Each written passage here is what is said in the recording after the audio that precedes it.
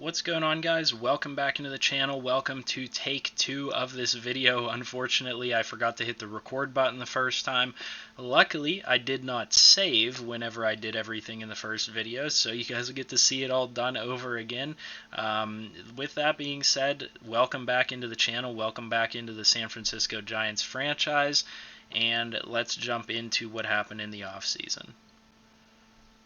The most important thing that I want to say here before we jump into this is I realized when I was going through the offseason that trying to record it and bring you in and cut it up and everything really wasn't working out. I was really just kind of in over my head because there's so much stuff that happens in the offseason for MLB, and I really, maybe next offseason because I know the order of things now, but I really just wanted to get everything done, and now I can recap it for you.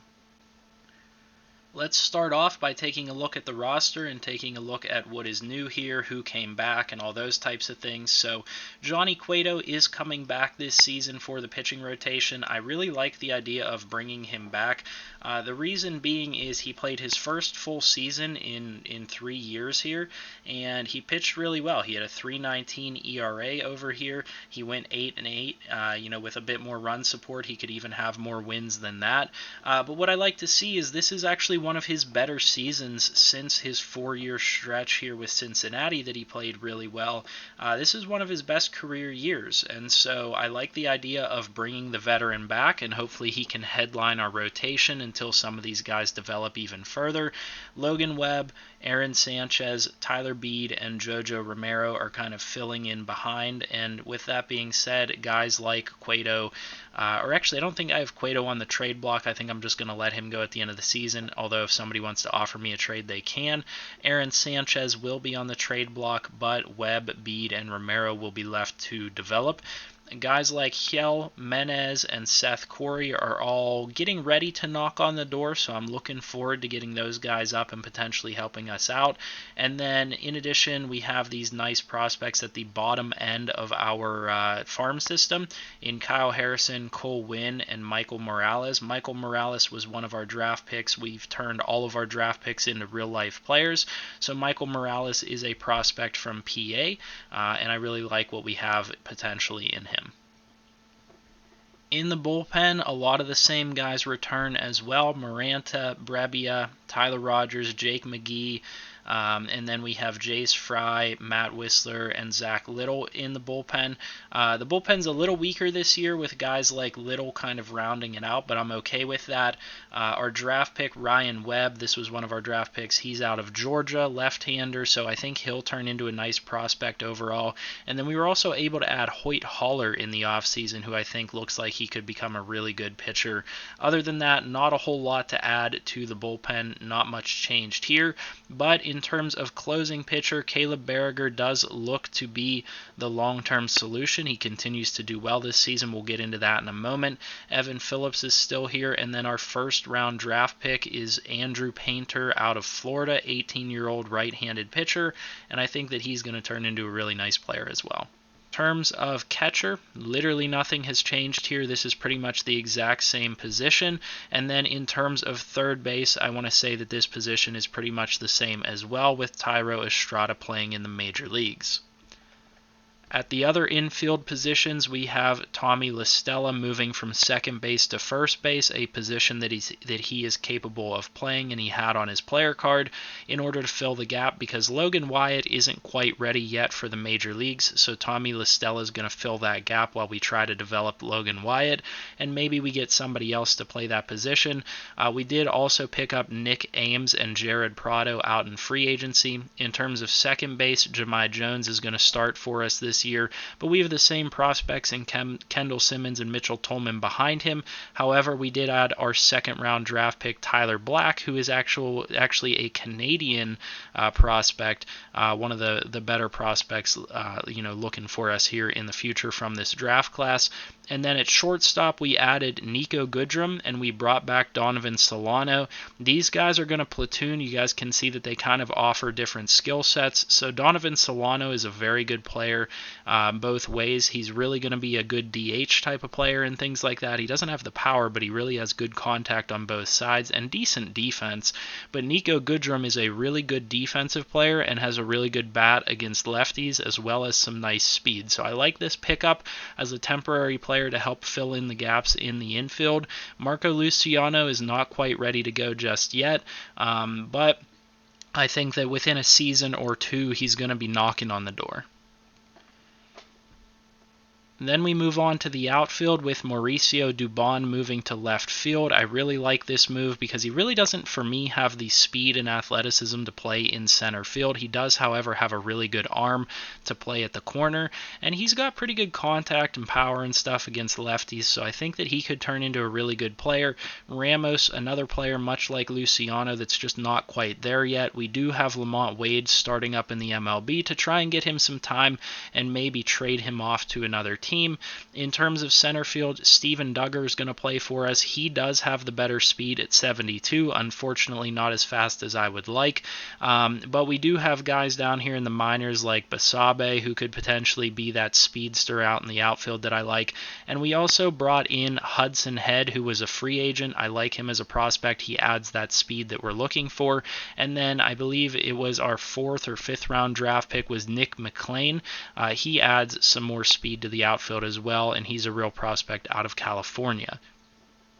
And then we've got right fielder Mike Yastrzemski, who's returning, as well as Aristides Aquino. Those guys will be both rotated into the lineups.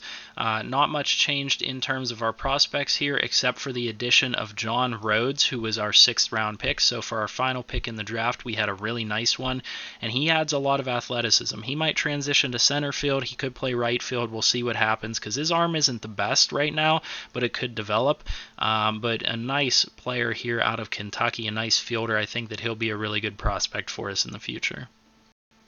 As I mentioned, with players that are potentially tradable this year, we're looking at guys like Tommy La Stella, Tyler Rogers, Jake McGee, Chadwick Trump, Niko Goodrum, Aaron Sanchez, Donovan Solano, all guys that could potentially help a competitive team if we decide to sell during the trade deadline or the month of June and July. These are guys that if they perform really well, I wouldn't mind getting something good back for them now while I have the opportunity. That way I can get some more prospects up to the major league this year and kind of rotate some of those players up and really start their development as major league players. The thing that I am really kind of harping on and have harped on for a few episodes is getting down the budget for this team, or the payroll. Their payroll was at over $160 million for a team that isn't really considered to be that good. They had a lot of overpaid players, and so we kind of rectified that problem. We've cut the payroll in half. We are now down to $79 million in payroll, with $29 million guaranteed next year, so things should look good for us. Though the payroll is going to go down even further next year, considering a lot of these older players will be on their way out, and we'll be extending a lot of these younger prospects and stuff like that, and that leaves a lot of room for us to add at the trade deadline in order to bolster the team if we're trying to make a playoff run, whether it be this year or next year. I think that it looks like it could go that way, and that could be really favorable for us. And then we got to talk a little bit about the calendar and how the games have gone so far to start off the season. I wanted my first game with you guys to be the home opener, so I went ahead and played this Dodgers series. I actually played the first 3 games and then simmed the 4th. We got 3 wins in a row here. We got 3 wins out of our top 3 pitchers in Cueto, Webb, and Sanchez. So those were good wins for us. I really liked what I saw out of these. Cueto played really well, and the other 2 played well as well. Berriger got 3 saves in a row, so unfortunately he wasn't able to get the 4th save because of the fact that he was just too tired to get that save. So I think it was Maranta that came in and got this save. But we did sweep the Dodgers, which is a huge surprise. And when I was playing these games, I was kind of surprised at how well our players were playing. I think that this team actually meshes really well together, and so, it's looking up for the future. So with all of that being recapped, let's go ahead and jump into this Diamondbacks game. We're actually going to quick manage this one, and I wanted to just get you guys something a little bit different this game. So we're going to go ahead and go in and quick manage, and if it gets to a point where I feel like we need to jump into the game, we will. We're going to have JoJo Romero going up against Corbin Martin. Now, the first time I tried to do this video, we blew them out by like 8 runs. That's rare for a quick manage game. We'll see what happens here.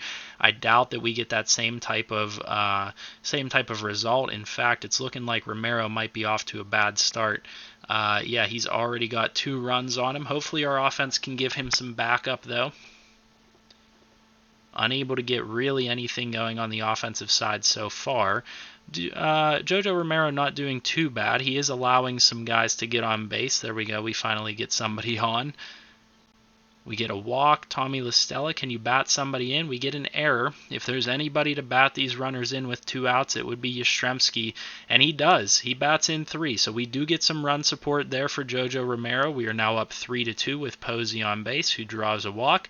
And Mauricio Dubon up to bat, hit by pitch. I don't know what's going on with Corbin Martin, but the last 2 times that I've simulated this time and the last time, he seems to be really bad with hitting guys with pitches. There we go. We get another swing, another run rather, and we're up 4-2. And Thairo Estrada strikes out. So we've got the 4-2 lead. Hopefully JoJo Romero can keep it together and keep that lead. Here he does. He gets the strikeout. He's up to bat. We'll swing with him. Donovan Solano. Unfortunately, nothing there in that inning. Solo home run off of Romero. And we might be bringing him out of the game early. We'll see. He's given up 3 runs, which isn't the end of the world. We do have a man on base, 2 guys on base with Posey up to bat. He flies out. Dubon gets us another runner. I was a little worried there that they were going to throw the runner out at home. It looked like they threw somebody out, though, so 5-3. And now we have JoJo Romero up again. Now this is where things get a little bit dicey. I don't know if I want to keep him in the game. We'll try. He gets a strikeout. There's a single and a fly out. Let's go ahead and pitch around a man. This guy's batting .067. Man, he scored 2 runs. Now we're down 5-6. We're going to have to change pitchers, unfortunately. Let's go ahead and go with Brebbia. And he lets up a 3-run home run. And those runs are going to be credited to Romero, unfortunately. So we are going to have to play as Romero later in the season to get his ERA down. So that one really stinks for us. I doubt we're going to be coming back from a 9-5 loss here. Highly doubt it. Come on, Brebbia. Don't make this game get out of hand. There we go. Good inning out of him. I don't know why I hit bunt. Let's go ahead and change pitchers. We'll change to Whistler. He let up a double. This game's already a 4-run difference. Now it's a 5-run difference.